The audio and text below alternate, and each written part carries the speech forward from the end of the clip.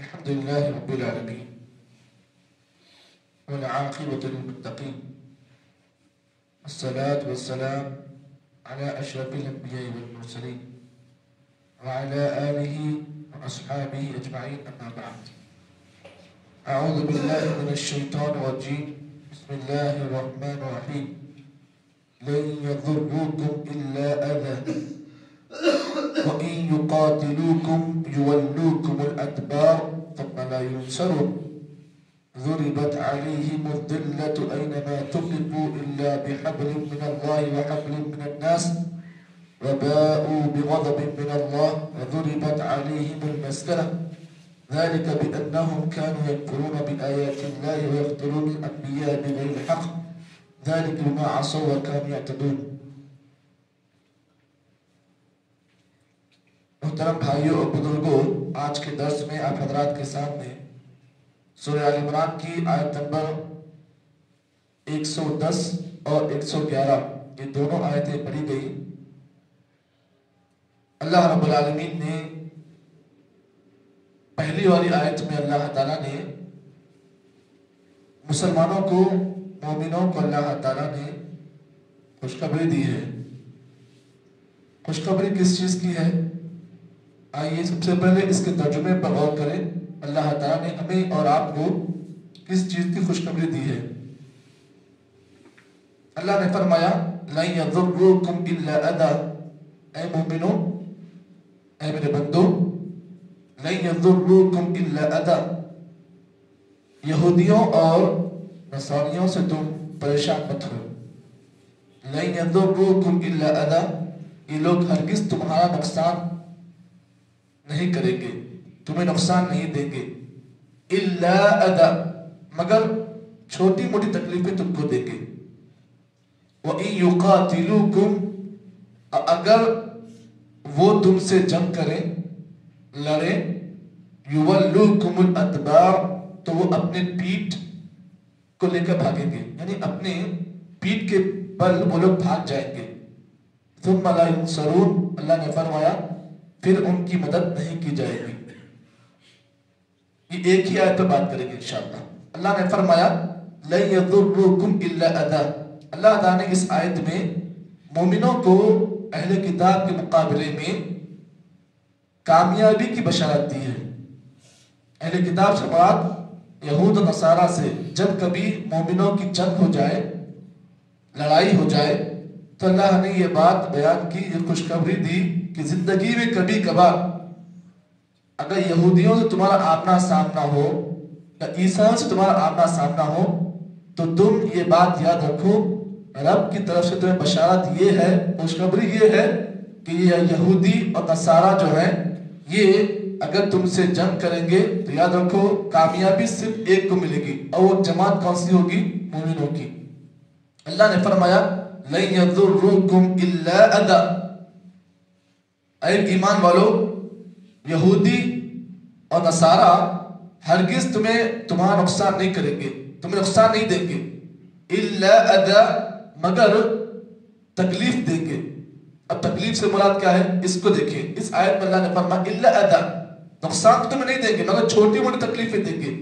اب یہاں پر چھوٹی موٹی تکلیفوں سے مراد کیا ہے؟ آئیے اس کو جانتے ہیں. چھوٹی موٹی تکلیفوں سے مراد اس آیت میں کبھی کبھار یہ یہودی لوگ، یہ یہودی قوم، نصارہ قوم کبھی کبھار تمہارے نبی کے بارے میں تمہیں ستائیں گے، تمہارے نبی کی شان میں گستاخی کریں گے. کبھی کبھار تمہارے دین کے بارے میں تمہیں پریشانی میں ڈال دیں گے، تمہارے دین کو بدنام کریں گے، تمہاری شریعت کو بدنام کریں گے. کبھی کبھار اپنی باتوں کے ذریعے سے تمہیں تمہارے دین سے دور کریں گے. پتہ یہ چلا کہ اس آیت میں تکلیف سے مراد مسلمانوں کو ان کے دین سے دور کرنا، اسلام کی عیب جوئی کرنا اور نبی کی شان میں گستاخی کرنا، اسلام کو بدنام کرنے میں لوگوں کا ساتھ دینا، یہ یہودیوں کا ایک بہت بڑا پلان ہے جو اللہ نے اسے بیان کیا. کہا کہ دیکھو یاد رکھو اے میرے ایمان والے بندو، یہ یہودی لوگ یہ نصارہ لوگ، یہ عیسائی لوگ تمہیں نقصان نہیں دیں گے، لیکن ان چھوٹی موٹی تکلیفوں کے ذریعے تمہیں ضرور پریشان کریں گے، لیکن یاد رکھو ان کی تکلیفوں سے تم پریشان نہیں ہونا۔ کیوں؟ اس لیے کہ انہیں اس بات کی طاقت نہیں ہے کہ وہ تمہارا نقصان کرے۔ تمہیں زمین سے یہ لوگ ہکا نہیں سکتے، ان کے اندر وہ طاقت نہیں کہ وہ تمہارا نقصان کریں، لیکن چھوٹی موٹی تکلیفیں تمہیں دے سکتے ہیں۔ یاد رکھو اللہ نے فرمایا وَإِن يُقَاتِلُوكُمْ، اگر وہ تم سے جنگ کریں، کبھی آمنا سامنا ہو جائے، کبھی ان سے لڑائی ہو جائے، تو یاد رکھو يُوَلُّوكُمُ الْأَدْبَارِ، یہودی قوم، عیسائی قوم ایک ایسی قوم ہے، اگر مسلمانوں سے کبھی ان کی جنگ ہو جائے تو کیا ہوگا؟ يُوَلُّوكُمُ الْأَدْبَارِ، یہ قوم اپنے پیٹ پیچھے بھاگ جائے گی، میدان جنگ میں یہ تم کے چھوڑ کے بھاگ جائے گی۔ تم لا ینصرون، اللہ نے فرمایا مدد ان کی نہیں کی جائے گی، مدد صرف تمہاری کی جائے گی اگر جنگ ہو بھی جائے۔ اب آئیے اس سلسلے میں اللہ کے نبی صلی اللہ علیہ وسلم کی ایک حدیث مجھے یاد آ رہی ہے جو بڑی پیاری روایت ہے۔ اس حدیث کو امام مسلم نے اپنی صحیح میں روایت کیا۔ نبی اکرم صلی اللہ علیہ وسلم نے فرمایا لا تزال طائفة من امتی ظاہرین علی الحق لا يضرهم من قتلهم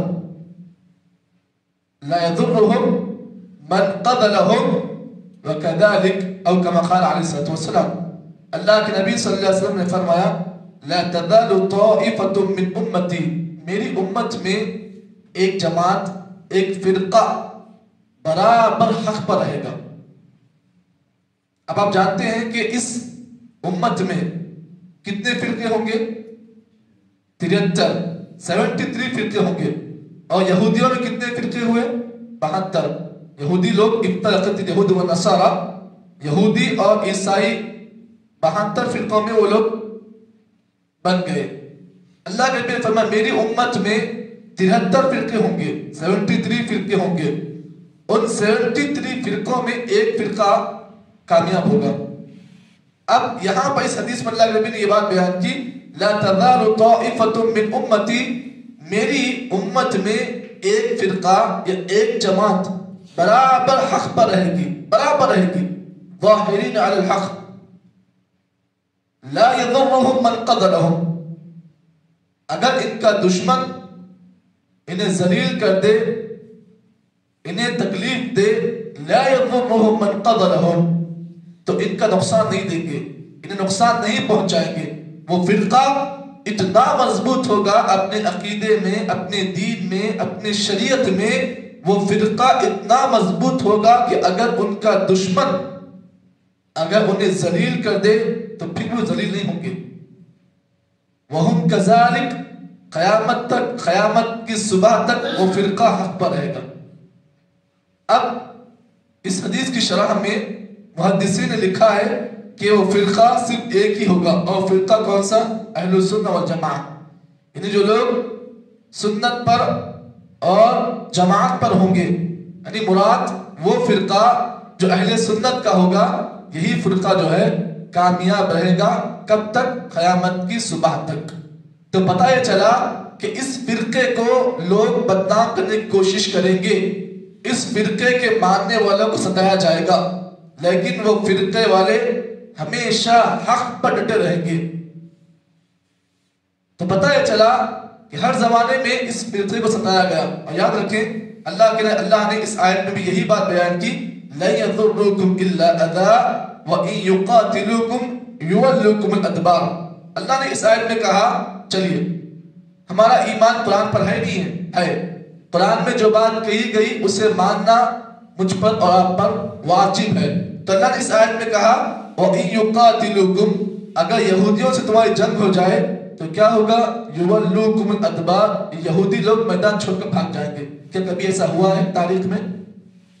کبھی تاریخ میں کبھی ایسا ہوا ہے واقعہ؟ چلیے میں کہوں گا تاریخ میں ایسا واقعہ ہوا ہے کہ مسلمانوں نے جنگ کی یہودیوں کے ساتھ، اور یہودیوں نے میدان جنگ میں پیٹ پھیر کر بھاگ گئے۔ کب؟ دیکھیے آپ جانتے ہیں کہ اللہ کے نبی کے زمانے میں مدینے میں یہودیوں کے 3 قبیلے ہوا کرتے تھے، تاریخ کو پڑھیں اور یاد رکھیں ان یہودیوں سے ڈرنے کی ضرورت نہیں. آج پوری دنیا میں یہودیوں کا قبضہ ہے، آپ جانتے ہیں. لیکن اس بات کو یاد رکھیں، یہودی طاقت کے لحاظ سے، میجورٹی کے لحاظ سے بہت کم ہے، لیکن دنیا پر پوری ان کی حکومت ہے. اور یاد رکھیں کبھی بھی ان یہودیوں سے گھبرانے کی ضرورت نہیں. کبھی کبھار اگر دل میں گھبراہٹ پیدا ہو جائے تو اس واقعے کو آپ دیکھ لیں. اللہ کے نبی کے زمانے میں مدینہ منورہ کے اندر یہودیوں کے 3 قبیلے ہوا کرتے تھے، بنو قریظہ، بنو نذیر اور بنو قینقاع. یہ 3 قبیلے مدینے میں ہوا کرتے تھے اور ان 3 قبیلوں کی بہت بڑی ہوا تھی. یہ قبیلے میجورٹی کے لحاظ سے بہت زیادہ تھے.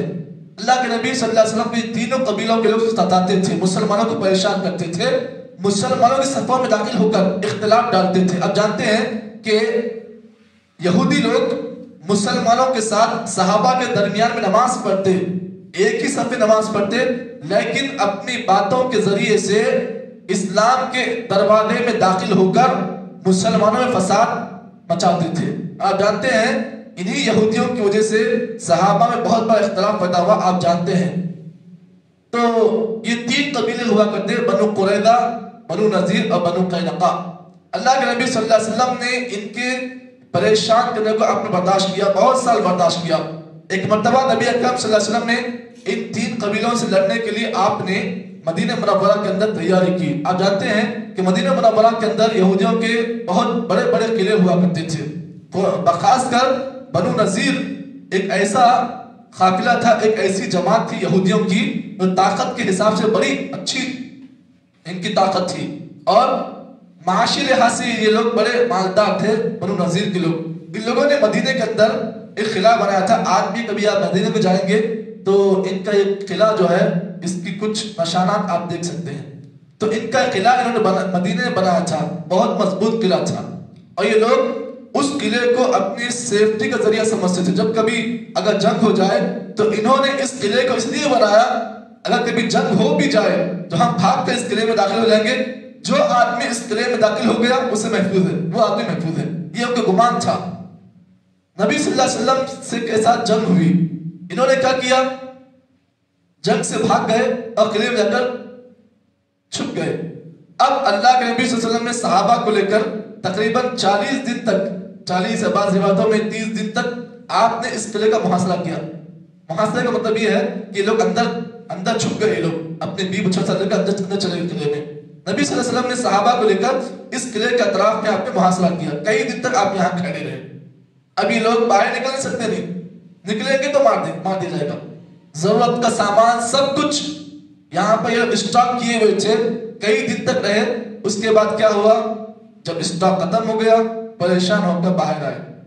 اب کیا ہوا، باہر آنے کے بعد اللہ رب العالمین نے سورہ حشر کی ابتدائی آیت میں اللہ رب العالمین نے فرمایا هو الذي أخرج الذين كفروا من أهل الكتاب من ديارهم لأول الحشر ما ظننتم أن يخرجوا وظنوا أنهم مانعتهم حصونهم من الله فأتاهم الله من حيث لم يحتسبوا وقذف في قلوبهم رعبا يخربون بيوتهم بأيديهم وأيدي المؤمنين فاعتبروا يا أولي الأبصار.